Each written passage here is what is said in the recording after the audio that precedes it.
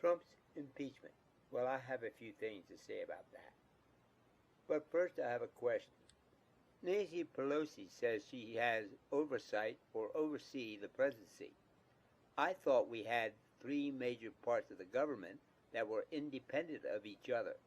That is, the Congress makes the laws, the president enforces the laws, and the judiciary tests whether or not the law is constitutional. So my question is she had the authority to look over the shoulder of the president and tell him what he can and cannot do? I'm not so sure. So where does she get this authority from? I can't seem to find it in the Constitution. I'm not a lawyer, and I'm sure as hell no expert on the Constitution, but I don't see it, or I totally missed it. I don't know which.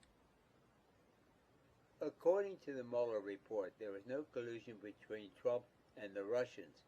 However, he did indict 12 foreign diplomats of the Russian embassy for interfering in the 2016 election, and then Trump kicked them out of the country and placed sanctions against Russia. Well, that kind of sounds like kicking Putin's ass, then kissing it, as the Democrats claim. The Democrats claim they have 10 articles of impeachment. I'd like to know what they are, because I haven't heard a damn thing. Either that or I missed the boat completely. Now let us address the elephant in the room, the July 25th phone call to the President of Ukraine, in which he asked for more javelins. Trump agreed, then asked if he would do him a favor.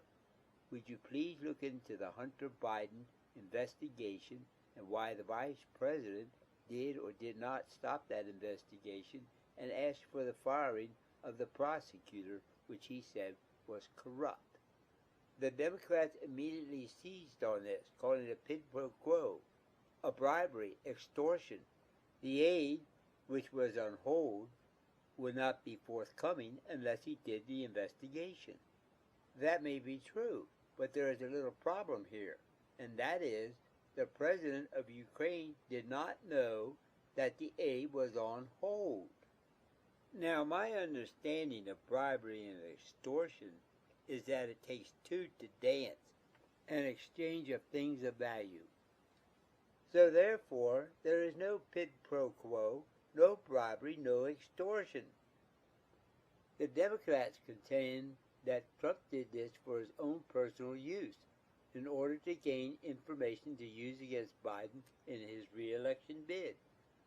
And they cite a law which states that no one running for public office can accept anything of value from a foreign entity. Well, isn't that what the Democratic National Committee and Hillary Clinton did in the 2016 election with the Steele document? What is it? The laws don't apply to the Democrats, or are they above the law? I don't think so. In any case, it doesn't apply to Trump. And why? It is a law. The Constitution of the United States says that the President can conduct foreign policy any way he pleases. That includes the means that he can act like a god, a saint, or goody two-shoes, or he can turn around and be the devil incarnate, a mafia don, or a godfather. In either case, then, he can use bribery, extortion, or whatever else is at his disposal.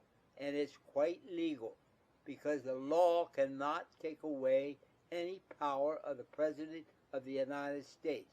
Only a constitutional amendment. Therefore, that law does not apply to the President of the United States. But the Democrats would have you believe that it does when it doesn't. To sum up, the President of Ukraine knew he was getting his military aid plus a few extra javelins.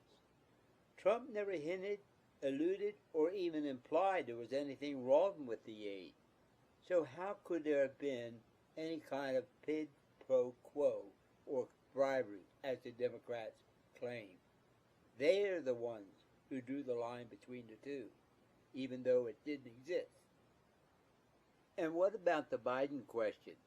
Why there was an exchange of millions of dollars between the Ukrainian company and the Bidens? Also, his son Hunter Why was he on that board? Did he seek the job, or was it offered to him? If it was offered to him, then I have suspicions that it might have been a sneaky way to gain a backdoor entrance to the presidency of the United States via Biden and his son. Alexander Hamilton feared that the high crimes and misdemeanors would be used to get rid of a president for political reasons, and I think we're seeing that today with Donald Trump. Foreign policy will often involve a quid pro quo, sometimes bribery or extortion or some other thing of value. The Congress of the United States also uses this same procedure.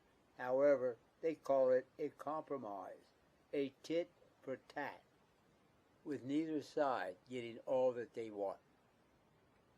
You know, 200 years ago, a bunch of dumbass farmers and businessmen got together in a place called Philadelphia and wrote a document that they called the U.S. Constitution. And in it, they were so afraid that one branch of the government would become more powerful than the rest. So they built in checks and balances between the executive, the legislative, and the judicial. But you know what? I come to believe they also built in a fourth check, a check against the popular vote, and they called it the Electoral College. 5 presidents in our history have been president and did not win the popular vote. And they were John Quincy Adams in 1824, Rutherford B. Hayes in 1876, Benjamin Harrison in 1888, George W. Bush in the year 2000, and Donald J. Trump in 2016. You know, it just might be good to have a minority president, as it keeps the majority honest. You know what? They weren't so damn dumb after all, were they? So until the next time, I hope you subscribe to my channel. And in the meantime, I hope you have a nice day. I want to thank you. Goodbye and good luck.